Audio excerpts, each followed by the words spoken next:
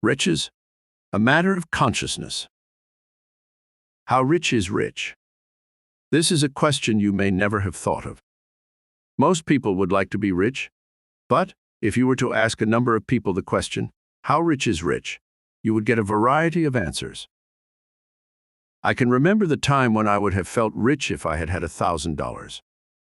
One day in New York, I was having lunch with a well-known Wall Street investor. His wealth was consistently fluctuating from $1 million or $2 up to several millions. During our conversation, and with a quite serious expression, he remarked, "I'll have to draw in my horns a bit.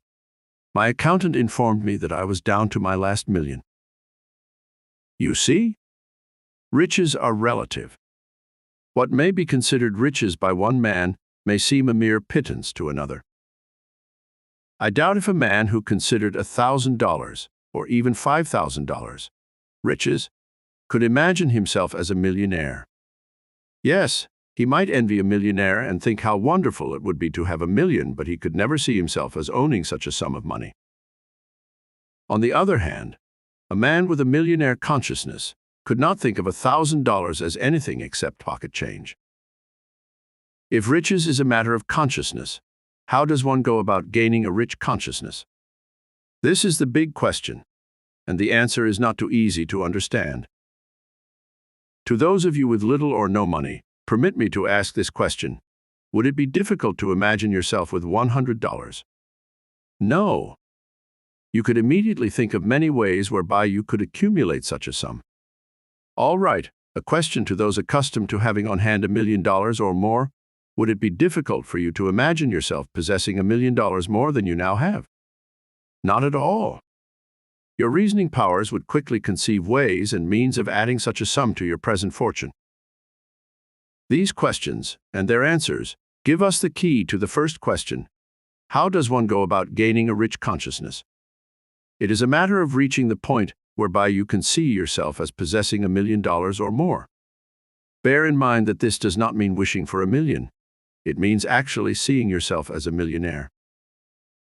If you were thin and sickly, it would be impossible for you to see yourself in successful physical combat with a husky, strong man, wouldn't it? You would have to train and prepare yourself. The same is true regarding a rich consciousness. If you have been seeing yourself as being in strained circumstances, you would actually have to train yourself to reach a point where you know, without doubt, that you can be rich. To do this will be just as simple as you want it to be, or just as difficult as you see it to be. Let me repeat a motto given in the early part of this book. A man may plod along for years without showing any signs of accomplishment, when sometime unexpectedly, a powerful thought will seep into his mind, and a leader is born. There is a man of my acquaintance who amassed a fortune without ever being able to leave his wheelchair. Did he do it by thinking of himself as a poor unfortunate without means? No. A powerful thought seeped into his consciousness that mind, not body, was all important in accumulating money, and that his mind was healthy and intact. He determined to become a rich man, and he did. I do not think there is a stronger motivating force than to have a great desire for something you do not possess. If you see something in a shop window or in a newspaper or magazine that you earnestly desire, if you can reach the point where you can actually see yourself enjoying it, you will soon find your constructive imagination working out ways and means of obtaining it. An invisible price tag. How much are you worth? $50 a week. $150 a week. $250 a week. Whether you know it or not, each of us is wearing an invisible price tag. The man earning $50 weekly does not see himself as being worth more than that figure. Yes, he may wish for more, but his inner eyes see him as a $50 a week man. The same is true with the man earning $250 weekly. He sees himself as being worth that amount. Let me relate a story of an interesting experience I had in my early life, and one which proved to be a great lesson to me. I had learned the first principles of advertising from a correspondence school and had obtained a job in that field in New York. It paid a salary of $25 per week.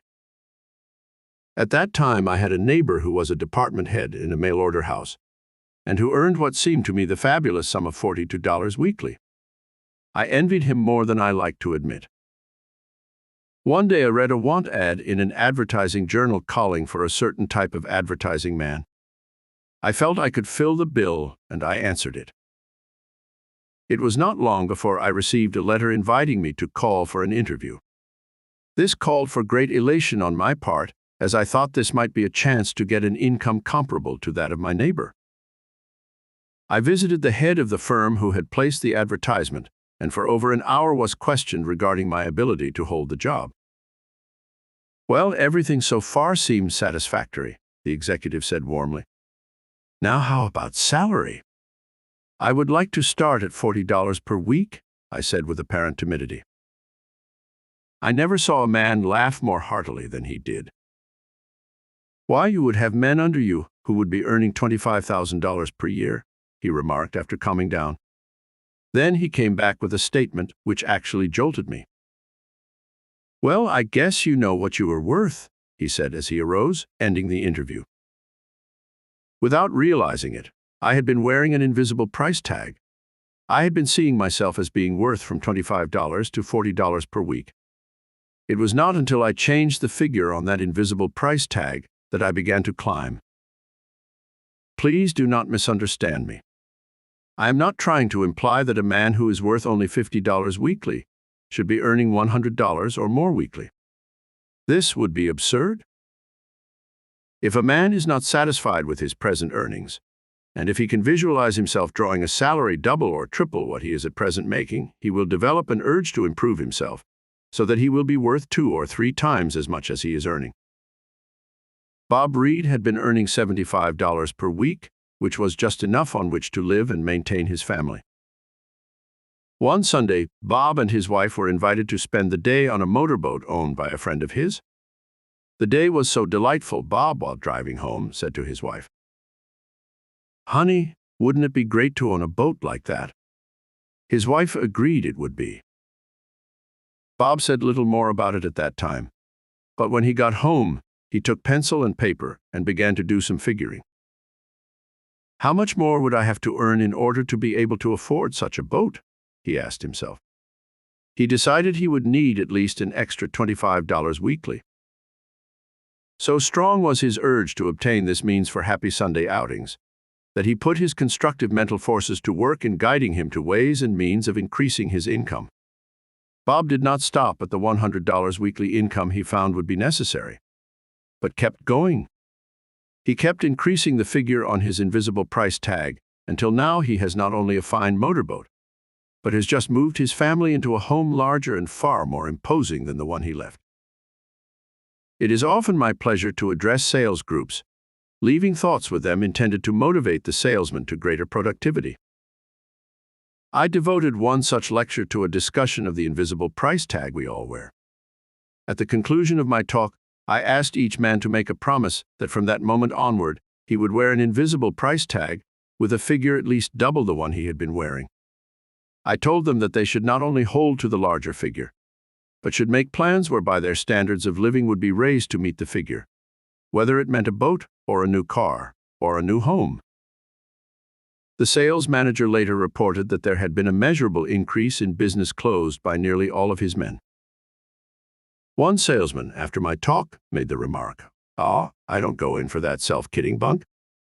He happened to be one of the few who did not increase his sales. I wondered just whom he was kidding. Abraham Lincoln said, "God must have loved poor people. He made so many of them." Since we are beginning to learn that riches are a matter of consciousness, we must conclude that a vast majority of all people are poor owing to negative minds, and we will not consider them as coming from God, because at birth, minds are neither negative nor positive. As I pointed out in an earlier chapter, the fears, phobias, complexes, and inhibitions we carry through life were instilled in our minds while we were children. Invariably, the man with a low price tag is one who was always confronted with such remarks as, "Money doesn't grow on trees," "Daddy isn't rich, he had to work hard for every dollar he gets," etc. This fellow grows up with a mental picture of himself as being forced to work hard for his living. He actually expects to just barely get by. Such mental pictures will remain with him throughout his life, unless he takes steps to change them. If it is so easy to get rich, why isn't everyone rich? I'm often asked. And it does seem like a sensible question. The answer to this question is that very few people can realize that it is so easy to be rich. Most people, either consciously or subconsciously, feel that to become rich requires years of grueling labor. To tell such people that literally all one has to do to change his condition is to change his thoughts invites skepticism. There is a fable which illustrates the difference between a negative and positive thinker. You'll enjoy it, I am sure. Henry John was a strong man of excellent health, but one who had never been a success in life. He had always envied the man of means, but could never see himself so blessed. John Henry was a wealthy man, but he had never had very good health. He had always been doctored for one ailment or another. He had always been envying robust men of the type of Henry John, and had often said he would gladly give his wealth for the other man's health. A world-famous surgeon came to town, a man who claimed he could take two men and, through surgery, exchange their brains, i.e., take one man's brain and put it in the other man's head, and vice versa. John Henry and Henry John got together and agreed to change brains. This would mean that Henry John would be trading his healthy body for John Henry's wealth and unhealthy body. The operation took place and for a while appeared to be very successful. But here is what later happened. John Henry, now a poor man, had been so accustomed to thinking in terms of wealth that in no time at all he had accumulated another fortune. At the same time, however, as in the past, he began thinking of all the aches and pains he formerly had, and it was not long before he began developing aches and pains in his new body. Henry John, now a rich man, had always thought of himself as being a poor man. Through unwise investments and foolish spending, he soon had dissipated the fortune he had gained through the exchange of brains. But, on the other hand, he had not thought of his body as being sickly, so, because he never brooded about physical ailments, his body soon became as strong and vigorous as the one he had traded to the rich man. In time, both men returned to their original condition. The former rich man again became rich. The former poor man again became poor. In attempting to understand that one must have a rich consciousness in order to become rich, do not associate the procedure with any form of legerdemain. Merely seeing yourself as being wealthy does not mean that this blessing will come to you as if by magic. As you learned earlier, your creative mind, with its reasoning faculties, will guide you, in thought and action, to think the thoughts and do the things which will bring about success. Gaining an awareness of riches. How will I gain an awareness of riches? Many will ask.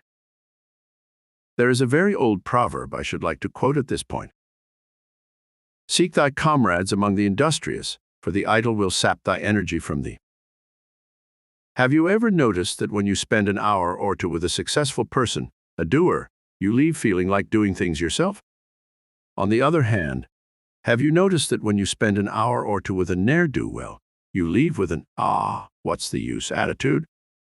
Until you have made the acquaintance of several worthwhile people, it is better to spend your spare time in reading worthwhile books than to waste it with those who will sap thy energy from thee. Try your hand in doing things which will add to your success. There was one man who started out by buying an old house, one badly in need of repair. He bought it for a song, and in his spare time put it in livable shape. After getting a tenant, which added to his income, he looked around for another old house. He found one and did as he had done before. In a comparatively short time, he had built his income to a point where he was able to expand. On his real estate holdings, he was able to borrow enough money to build a large motel, then later a second motel. His estate is now appraised at a figure near $1 million. And when he started gaining a consciousness of riches, he was a butcher working for wages. There are two words I would like to discuss which have a definite bearing on an awareness of riches, and their opposite, an awareness of failure and gloom. One word is faith. We are told by many that success in life is a matter of faith. We often think of the failure as a man of little faith. This is not true. The failure has just as much faith as, if not more than, the man of success. The other word is imagination. Scores of self-improvement books are built around this word. One must imagine himself as a success, the authors will write. But I have no imagination, the failures will moan. Imagination is that ability to see things as they do not now exist. One possessed with constructive imagination will see things as he wants them to be. One with negative imagination sees things as he fears they will be. Every individual is capable of using imagination, one constructively, another negatively. I think that one of the reasons why so many people have trouble in raising their sights very high above present circumstances is that the contrast between what they have and what they would like to have seems too great. For example, if a man is down to a total of, say, $50, the distance between $50 and $500,000 is beyond his imagination. Let us do a little imagining. Suppose you had, would it be hard to double that and have? Certainly not. And would it be hard to double your and have? It wouldn't be hard to double your sum many times, would it? Undoubtedly, you have heard the story about the boy who was offered a job with an initial salary of only the first month, but with the understanding that this figure would be doubled monthly for a period of 3 years. The boy refused, as most people would do. But he should have thought twice. Start with the number 1 and double it, then keep on doubling the sum for 36 times. For example, 1, 2, 4, 8, 16, 32, etc. Try it, and you will find that had the boy taken the job for 3 years, the last month of that period would have given him $1,372,796,089.60. Did you realize that could grow to such a fabulous figure in such a short time? Perhaps you will notice a similarity between many of the chapters you have read so far. This similarity will continue throughout the book. It would be easy to condense this book to a mere page or two, and in that space give you the basic principles for developing health, wealth, and happiness. But, I fear, only a small percentage of readers would get the good I want you all to gain from reading this work.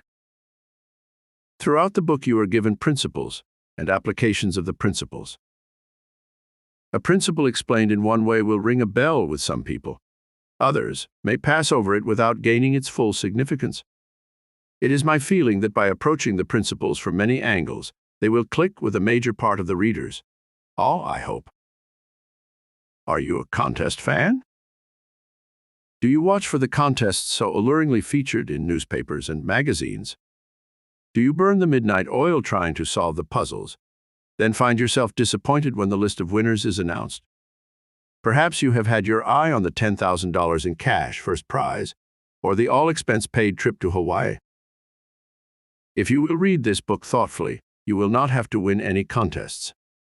You can climb to any heights of which your imagination is capable. You can have your $10,000 with many, many more thousands added. You can take your trip to Hawaii, Europe, or any place your heart desires. These rewards can be definite, not just one chance in a million. So, my good readers, begin right now making realities of your desires of the past. You can see yourself in a bigger and better home, elegantly furnished and with your own private swimming pool. You can drive the finest automobiles. You can send your children to the best schools and colleges. You can really make every day of this life a joyous experience. All right. You are being given the green light. Get set to go.